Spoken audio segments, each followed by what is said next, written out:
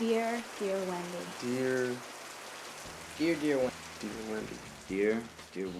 Dear Wendy. Dear Wendy. Dear Wendy. Dear Wendy. We are kind of pioneers. One day that it would only be like a miracle. The different cultures I've seen and the different ways of life that I've... Today is a big day for me.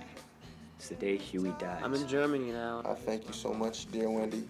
I become insulted when someone tries to point out how psychotic the characters may appear. It has been really tough. Probably the best time I've ever had. In an atmosphere like this, anything seems I possible. miss New York. The miracle actually happened. Hold a very special place in my mind. But if it wasn't for you, Wendy, I would not have any of this. And then Wendy arrived, and her friends, Batsteel, Lyndon, and all the others. Bullseye. On your very first shot. Dear Wendy is about the desire from human beings towards firearms. Mainly, that's the core of the film, to sort of explore human behavior around firearms. I mean, pacifist with guns is basically what most of the Western world calls itself. You can watch this as a political film, but you can also watch this as a film about a group of youngsters who has a crazy project that runs out of hand. And under all those colors was the seriousness of it all.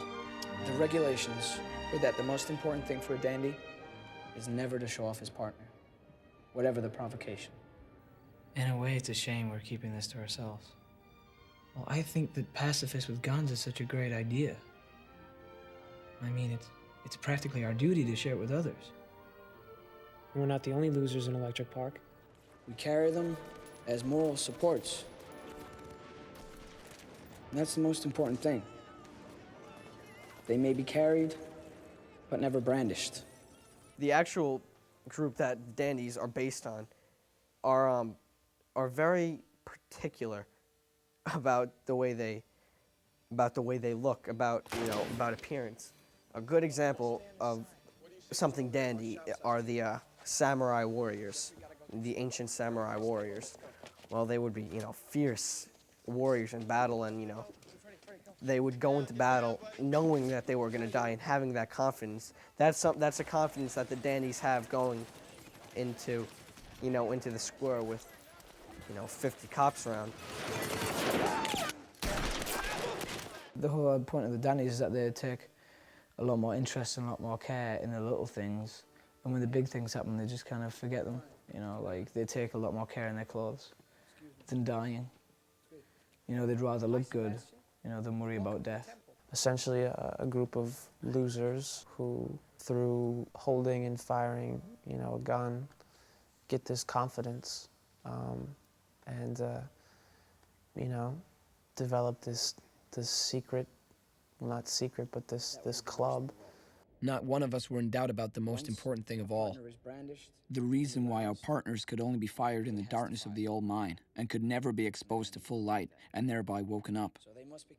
Because once awoken, nothing could stop them from following their true nature and killing.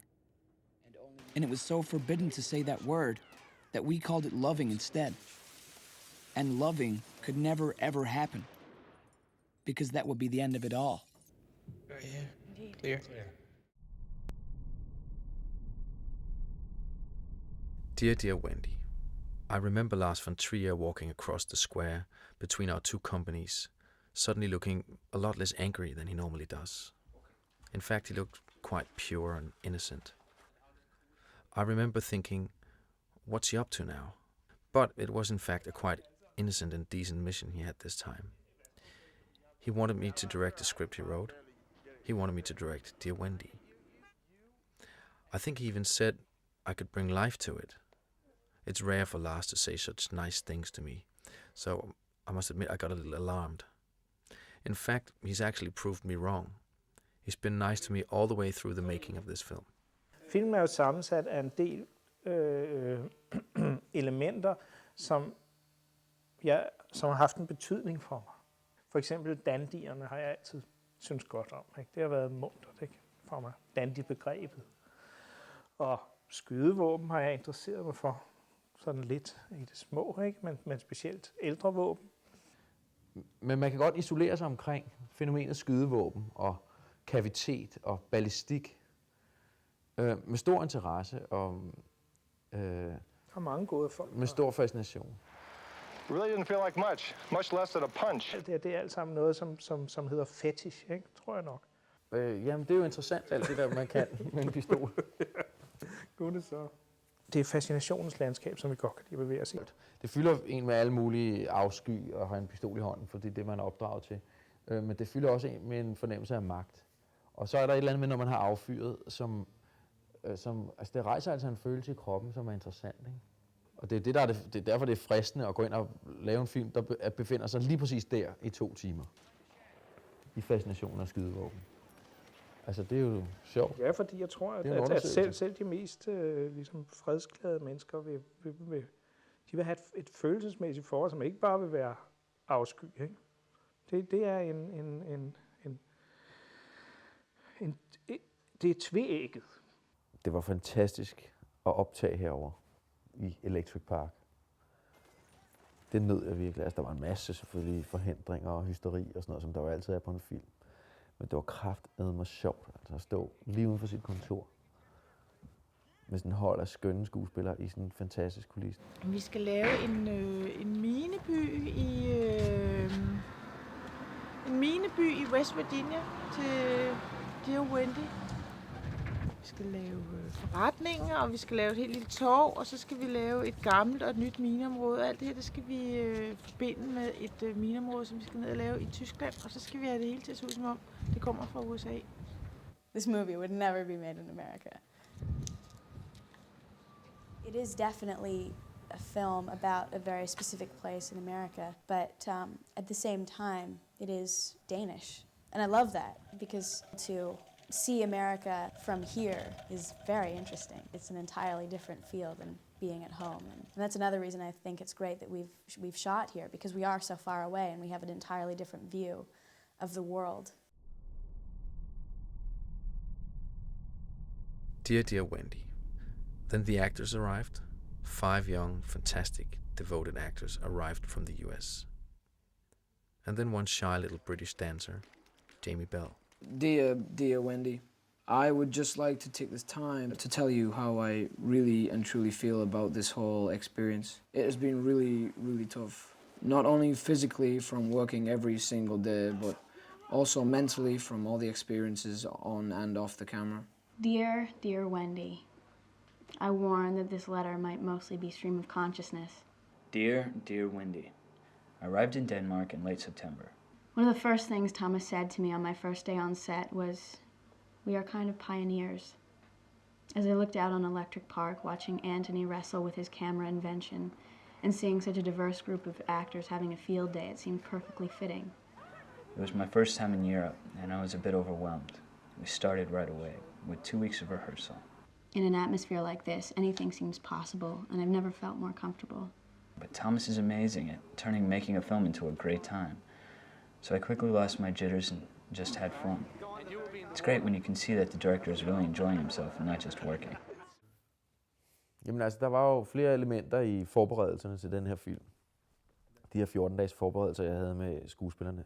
Den ene ting var at improvisere og lære karaktererne at kende og gå til bunds i manuskriptet og den slags ting, som jeg altid plejer. Og så var der et element, der hed, at de skulle lære skydevåben at kende. De skulle lære at skyde, men de skulle også få et forhold til deres partner. De skulle skille de der våben ad og samle dem igen, og sådan, så de ligesom kom ind i hele den her syge verden, ikke? Vi var jo alle sammen, mig inklusive mennesker, der havde fuldstændig jomfrueligt forhold til våben. På en eller anden måde fik taget vores mødom, vores jomfrudom der på den skydebane.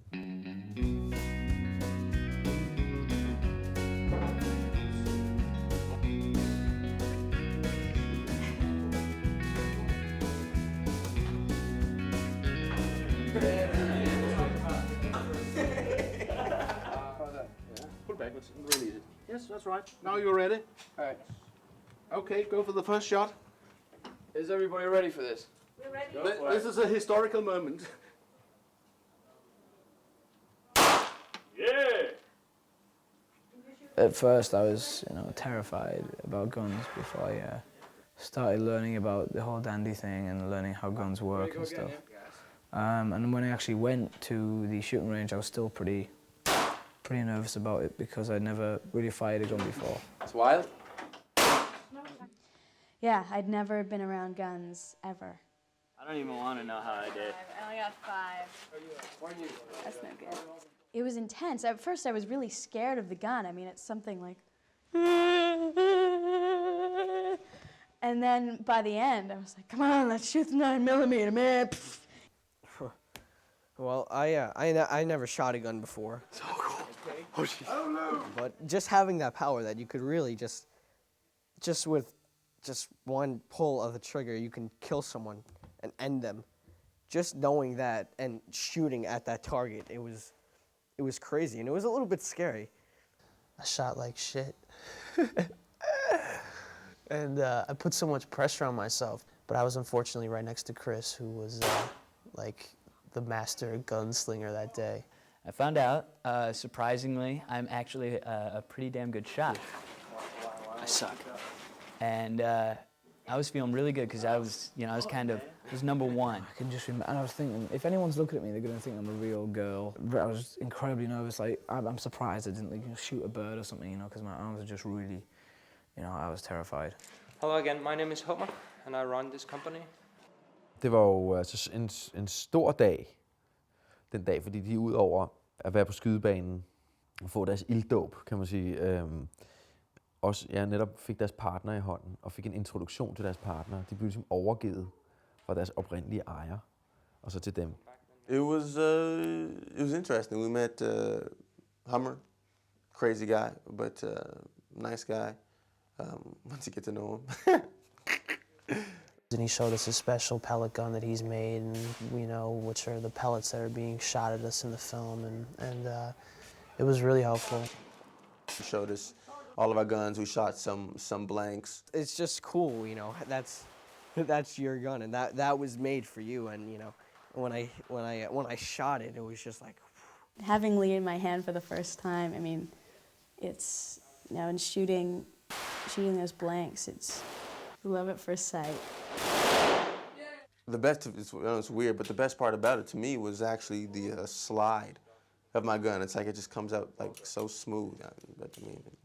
It's weird, but I like the slide. So yeah. You can flip it to full automatic, and I had the opportunity to shoot it full automatic, and the shells fly about 30 feet in the air and would hit the ceiling and come back down. And it's a pretty powerful, loud gun, and it looks very imposing. It's the biggest one out of all of them, and it feels good to have bad steel. Well, I mean, I have to admit, like, when I love Lyndon, don't get me wrong, and Lyndon is perfect for Huey. It's the perfect gun for the character.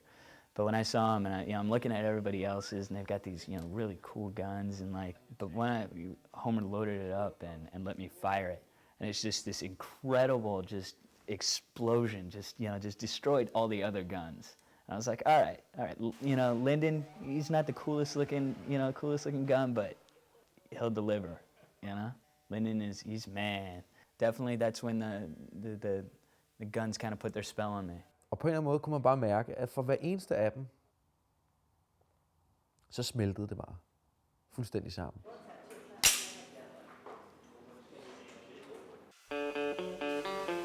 My first reaction was, this is small town America. It looks exactly like America. They actually went out to these small towns in America and actually took pictures and brought them back, and we just built it.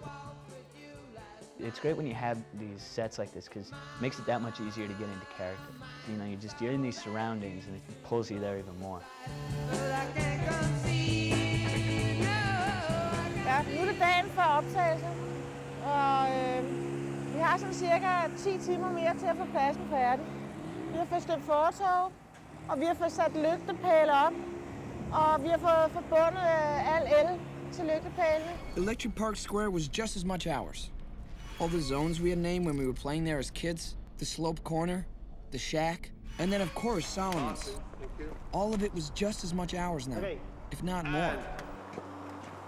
Action, Clarabelle.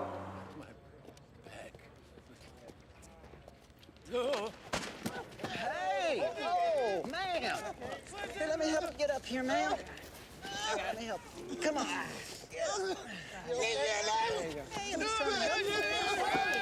Stop.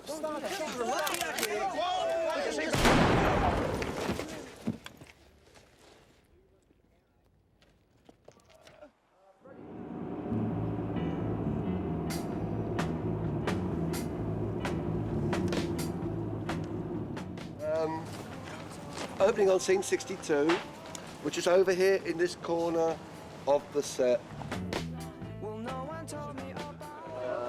Stop hanging about here and listen to me. Get on with your work. Go on. Oh, now I know. Sorry, what is it with Lyndon? It's stubborn today. It's stuck here. Stuck? Nu er vi i Tyskland, og hvis du følger med mig rundt her, så kan du se, at vi er i en minefabrik. Kan du se, der står Esterslope Mining Company deroppe. Og det er så her, vi optager alle scenerne, der foregår i og omkring minetemplet. We're in the temple right now. And I'll start upstairs. I don't know if you can see this room, it's pretty dark. But up there is actually the living room where a lot of the rituals take place, like the wedding between Freddie and Woman, which we did yesterday, took place up there. The gun rack is up there where the guns sleep and live, behind this little velvet thing. And that's where we have a lot of meetings and a lot of speeches are delivered there. These guns as witnesses, I hereby wed thee, Freddie Dandelion, to this firearm. Lige nede under her er der deres skydebane. Stevie, they could set dogs out on us. No, relax. We should keep a safe distance to avoid shards and debris and stuff like that. It's not a problem. Well, no one told me about. Let's just shoot. Shall I put the target? Shall I bring the target? Så har de lavet et sindrigt system, således at de kan få skiverne ned til sig, dernede for enden, hvor de står og skyder fra. Og her skal vi jo lave de scener, hvor dandierne er nede i mørket og skyder med deres partner. De må kun skyde nede i mørket. Og i dagslys, der bliver de vækket. It's a lot of shooting, and it's all 6 of them. Yeah. And they're getting better and better. So that's like a couple of positions on each one of them. Fired and got better and better. And everyone carried and nobody knew. And we all grew. You know, the initial idea of the Dandies is to make people become what they really are, more confident, more open, you know, in social atmospheres and just by themselves. Maybe we could hang out later if you like. Yeah, sure. Yeah? Yeah. It's like the mind and body of work together. Because when I carry Lee and Grant, I feel so powerful and I feel myself growing. It becomes a religion for these people and a home, and you know, it's their family, and it does really become a family. And we had poetry readings. And the Dandies made a secret sign that we could use to greet each other with. Der er noget med, de tabere, de her, ikke? Og de vokser af og pleje omgang med disse våben og gå med disse våben. Crosby, I just want to say thank you. Thank you so much for saying that we can keep our guns. Because they mean a whole lot to us. They all seem like they're orphans. There's really no parents around. And in their need to find their own way and security in the world, they, in a very insecure world, they bond over the weapons. Everyone loved Guess the Gun, where we compared types of weapons and partner. And she killed her perpetrator with the 44 revolver. Maybe so. Wrong this time, Stevie. Watch Freddie, this. can we use the stairs? Jeg tror, der er mange, at mennesket har mange fascinationer, og man meget ofte ikke vil være ved dem. Ikke? Og det kan da godt være, at det er sundt ikke at vil være ved dem. Hvad ved jeg, at samfundet bliver mere fredeligt af, at man ikke vil være ved sin fascination. Men derfor tror jeg, at den er der alligevel. Get that shot right. Of the base of the 22 rimfire cartridge, which of course is why they're called rimfire. Shooting a gun, it's the Dandies look at it as like making love with your soulmate, and you know, in a way, I could see how you could have a relationship with your gun, and you know, you could be one with it, and that's what the Dandies, that's what the whole movie's about, the relationship with the guns and how they're one with it. I mean, you know, at times that's your only protection, and in other times that's your only friend. And we're going to prove to ourselves that the strength of the Dandies exists.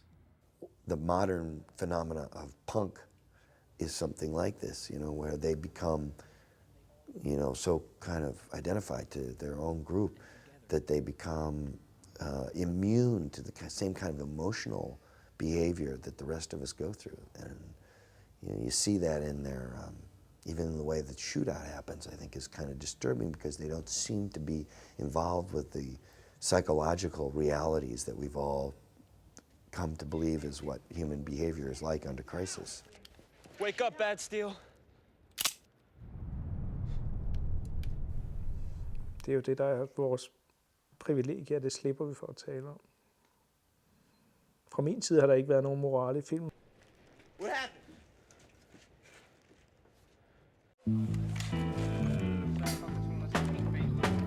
The scene, so the only thing I wanted to talk to you about is this bizarre self-confidence.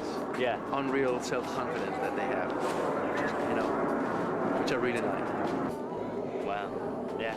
That's gonna be good. Dear Wendy, I find myself standing in front of about 25 guys, all armed with assault rifles that happen to be aimed at me. Strangely, this doesn't hold my attention. What really is on my mind is the fact that I have 7 small explosives on my body. I know I'm safe, as Homer has discussed and shown me, though if in my death I accidentally place a hen in front of one, I get a nice new hole in it. Today is a big day for me. It's the day Huey dies. I'm definitely a little stressed. He comes out, he pulls out Lindner. They laugh. Drop that pathetic Gun! Right this minute! Wake up, Lyndon. Then he aims. Right? And then you go back.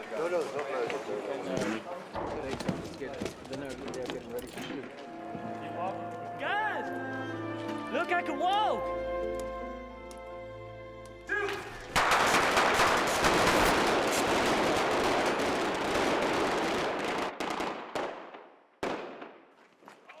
You know, I'm down on the ground, and this is after all, like, stumbling around and, you know, flipping over and all this kind of stuff, and I'm sitting there, and I'm, like, just trying the hardest to hold my breath, because you just, you know, it's like, you know, I'm out of breath, and I'm trying to hold it, and that was pretty tough.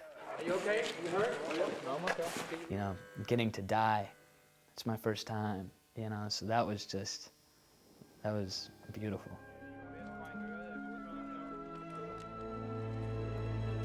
Can you see anything?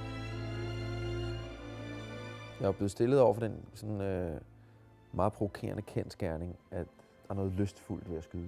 Det er sådan noget, man ikke kan lide at sige, men det er jo sådan, det meget ofte er. Især sådan en venstrefløjsdreng som mig, som er vokset op i et kollektiv, har svært ved ligesom at tage disse ord i min mund. Og nu har jeg så lavet en film, der befinder sig i det tabu i 2 timer. Og det er klart, det har givet en hel masse skræmmende tanker om, hvad våben gør ved verden, og hvad våben gør ved mennesker. Magt over andres liv. Jeg synes jo ikke, at en pistol i sig selv er noget ondt. Jeg synes, en pistol i de forkerte hænder er noget ondt, er noget ulykkeligt. Og der synes jeg, der er en meget fin skillelinje i den her film. And point at Cynthia's window. This is where we're gonna get some coffee. But if it wasn't for you, Wendy, I would not have any of this. For what you have given me, I will always be grateful. I thank you, Wendy. Much love and peace. Much love, Dancer Gordon. Sincerely, Chris. Yours sincerely and always, Jamie. But I've really loved making this film. I hope it's good and people understand it. And if they don't, fuck them. I had fun. Sincerely yours, Mark Webber. Sincerely yours, Michael. Or should I put yours truly? How much love sounds better. This has been indeed a most unconventional love story. Sincerely, Alison Pill. Outside the window, where the square was once built, is now just a parking lot again. The snow is falling and there's not one trace left of the dandies. But hell, we did a film together, and as they say in the distribution, one shot is all it takes. P.S. Bill Pullman rocks. You're the kind of boys this country was built on.